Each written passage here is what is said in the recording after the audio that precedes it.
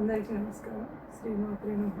ఒక వ్యాపారవేత్త ఎంతో వేరే వాళ్ళు అవమానించారన్న ఫీలింగు అదంతా కనిపించి ఆయనకి ఏమనిపించిందంటే బాగా పట్టుబట్టాడనమాట. ఎట్టి పరిస్థితుల్లో నేను ఇప్పుడు పెద్ద గొప్ప వ్యాపారవేత్తనవుతాను. ఇది ఎట్టి పరిస్థితుల్లో సాధించాలి. ఇది నా ఎజెండా అనుకున్నాను. అనుకొని పాపం మొత్తం రాత్రి పగలు కష్టం వెనకనే పడ్డాడు. కష్టమే జీవితం అనుకున్నాడు. ఎవరికో చెప్పడానికి, ఎవరికో నిరూపించడానికి ఇవన్నీ చేశాడు. ఇదే విధంగా ఒక పని కూడా చేశాడు. ఒక ఖాళీ స్థలంలో పెద్ద స్థలం అనుకున్నాడు అనమాట. ఇది నా గోలు, ఇది నేను ఖచ్చితంగా ఈ స్థలాన్ని కొనాలని. అక్కడ ఒక వ్యక్తి గుడిసె వేసుకొని చెప్పులు కుట్టుకుంటూ కూర్చున్నాడు అనమాట. ఒక అతను ఆయన చెప్తూ వస్తున్నాడు అతనికి, తాత చూడండి ఈ ప్లేస్ నేను ఎప్పటికైనా కొంటాను అని అప్పటి నుంచి మొదలుపెట్టి ఆయన అనుకున్న దిశలో ఒక 6-7 సంవత్సరాల్లో కూడా ఆ స్థలం కొని పెద్ద మేడను కట్టాడు.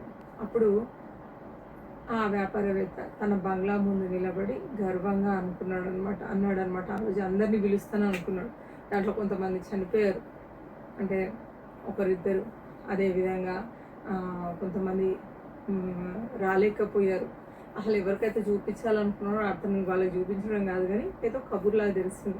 కొంతమంది ఉంటారులేండి, ఆయన వాళ్ళు ఏం చేస్తున్నారు కనుక్కోవాలన్న ఉద్దేశంగా. అట్లా ఆయన అందరినీ కూడా ఇది చేసుకొని, ఈరోజు అన్నీ ఉన్నాయి, నాకు డబ్బు ఉంది, పేరు ఉంది, కార్లు ఉన్నాయి, ఇంకా శాంతి, మనశ్శాంతి అన్నీ వచ్చేస్తాయి వాటంతా వాటిలో. ఇవన్నీ డబ్బు ఉంటేనే వస్తాయి అనుకున్నాడు. డబ్బు అవసరాలన్నీ తీరిపోతాయి, అదే జీవితం అన్నాడు. అక్కడే పక్కన కూర్చున్న ఆ వృద్ధుడు మెల్లగా నవ్వాడు. ఎందుకంటే ఇతనితోనే ఆయన గర్విష్ఠుడేం కాదు, మంచి మాట్లాడే వ్యక్తే, కానీ అతనికి చెప్పడం మాట్లాడడం అతను నవ్వింది కూడా ఇతను చూశాడు. సరే అనుకున్నాడు, ఎందుకంటే ఈయన భావాలు తెలుసు కదా, ఇంకా క్వశ్చన్ చేయలేదు అనమాట. అట్లా కానీ ఏమి మాట్లాడలేదు, అతను నవ్వాడు, కమ్మును ఊరుకున్నాడు. కొన్ని రోజుల తర్వాత అదే వ్యాపారవేత్త రాత్రి ఒంటరిగా తన హాల్లో కూర్చున్నాడు. ఇంట్లో అన్నీ ఉన్నాయి, కానీ నిద్ర లేదు. డాక్టర్లు మందులు ఇచ్చారు, కానీ మనసుకి ప్రశాంతత రాలేదు. పిల్లలు వాళ్ళ ప్రపంచాన్ని బిజీ. భార్యతో మాటలు తగ్గిపోయాయి. ఇంట్లో నవ్వులు తగ్గిపోయాయి. ఒకరోజు అతను ఆ వృద్ధుడి దగ్గరికి వెళ్ళాడు. ఆ చెప్పులు గుట్టి అతని దగ్గరికి వెళ్ళాడు అనమాట. నాకు అర్థం కావడం లేదు, అన్నీ ఉన్నా ఎందుకు లోపల ఖాళీగా ఉంది అని. అప్పుడు ఆ వృద్ధుడు ఒక గ్లాస్ నీళ్లు ఇచ్చి అడిగాడు, ఇది ఎంత విలువ అని. అతను నవ్వుతూ, అంటే ఈ నీళ్లకు డబ్బులు ఇమ్మంటున్నాడేమో అనుకుంటున్నాడు. ఆయన ఇంకా అదే ధ్యాసలో ఉన్నాడు కదా, బిల్డింగ్లో నుంచి వచ్చాను, డబ్బులు ఉన్నవాడిని ఈయన అడుగుతున్నాడు అని. 10 రూపాయలేమో అన్నాడు, నవ్వాడు. అయితే వృద్ధుడు మెల్లిగా అన్నాడు, అదే నీళ్లు ఎడారిలో దొరకకపోతే ఒక చిక్క నీళ్ల విలువ కూడా అప్పుడు తెలుస్తుంది కదా. అలాగే శాంతి కూడా బాబు, ఉన్నప్పుడు దాని విలువ చాలామందికి తెలీదు, పోయాక మాత్రం ప్రపంచం అంతా వెతుకుతారు అన్నాడు. ఆ వ్యాపారవేత్త నిశ్శబ్దంగా విన్నాడు. వృద్ధుడు మళ్ళీ చెప్పాడు, డబ్బు అవసరాలు తీర్చగలదు, కానీ మనసుని కాదు. మంచం కొనగలదు, నిద్రని కాదు. మందులు కొనగలదు, ఆరోగ్యాన్ని కాదు. ఇల్లు కొనగలదు, ఇంటి ప్రేమను కాదు. అందుకే మన పెద్దలు మనశ్శాంతికి అంత విలువ ఇచ్చారు. భగవద్నామము అంటే కేవలం పూజ కాదు బాబు. మనసు ఎక్కడు పరిగెత్తిపోతుంటే దాన్ని మెల్లగా నిలబెట్టేది, ఓదార్చేది. జీవిత కష్టాలు రాకుండా ఉండవు, కానీ కష్టాల్లో కూలిపోకుండా ఉండడానికి మనసుకి ఒక ఆధారం కావాలి. ఆ ఆధారమే నామస్మరణ, భగవద్నామము. ఆ ప్రశాంతతే అసలైన సంపద అన్నాడు. ఆ రోజు మొదటిసారిగా వ్యాపారవేత్త తన పెద్ద ఇంట్లో కళ్ళు మూసుకొని నిశ్శబ్దంగా కూర్చున్నాడు. చాలా రోజుల తర్వాత అతని మనసులో కొంచెం ప్రశాంతత కనిపించింది.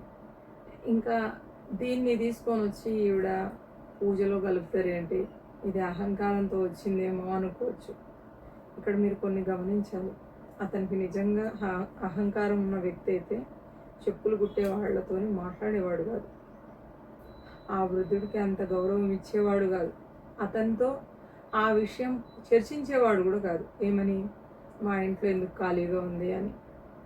అంటే ఇక్కడ లోతైన అర్థం ఏంటంటే, పూజలు ఎందుకు పెట్టాలి దీంట్లో అర్థం ఏంటంటే, దానివల్ల చర్చ మొదలవుతుంది. ఒకరోజు ఇలా చేద్దాము, ఈ పలానా రోజు ముఖ్యంగా చేద్దాము అన్నప్పుడు భార్యతో విషయం మాట్లాడడానికి సానుకూలమైన టైం ఉంటుంది. దాన్ని తద్వారా వాళ్ళు మాట్లాడతారు. అదేవిధంగా పిల్లలకు ఒక పని చెప్తాం.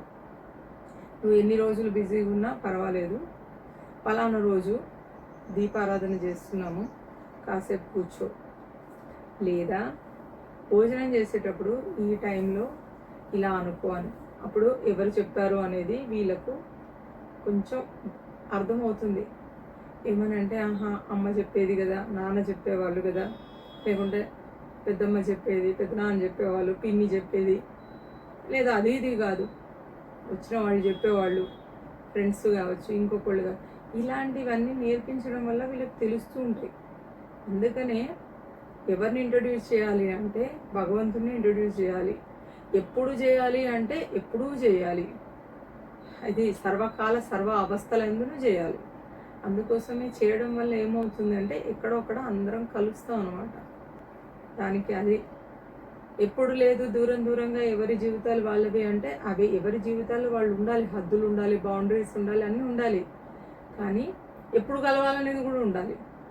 అది పూజ ద్వారా, ఒక పూజ పెట్టుకున్నాము, మంత్రోచ్చారణ రాదు, లేకపోతే ఇంకోటి చదవడం రాదు, ఏమీ అవసరం లేదు. కొత్తగా దీపారాధన చేసాం, పూలు పెట్టాం, అలంకరించాం, గుడిని మంచిగా చేసుకున్నాం, ఎవరో గెస్ట్ని పిలిచాం, ప్రజెంటేషన్ మంచిగా ఇచ్చాం. అదేవిధంగా మనం కూడా భగవంతుడు వచ్చి కూర్చున్నాడు అనేది ఫీల్ అయ్యి అలా అనుకొని చేసుకోవడం చాలు. అదే అన్నమాట ఇక్కడ. ఎందుకంటే మనం ఏ ప్లేస్లో ఉన్నా, ఏమైపోయినా, కింద స్థాయిలో పడినా, అన్నీ అయిపోయిన తర్వాత పడిపోయినప్పుడు తీసుకుంటే ఎవరు లేరు. అని ఎప్పుడు పక్కన పెట్టుకొని పడిపోతుంటే మనం లేపేవాళ్ళు ఎప్పుడు అంటే మననం ద్వారా కానీ, మన శరీరం ద్వారా కానీ, వాక్కు ద్వారా కానీ, దేని ద్వారా అన్నా భగవంతుడు మనకు ఎవరి ద్వారా అన్నా చెప్తారు కదా, బాధకాలంలో ఎవరో ఒకడు వచ్చాడు, ఆ విధంగా మనకు హెల్ప్ చేస్తారు అనేది శాస్త్ర గ్రంథాలు కూడా చెప్తున్నాయి. అందుకే దాన్ని పాటిస్తూ ఇలా చేయడం వల్ల బాగుంటుంది.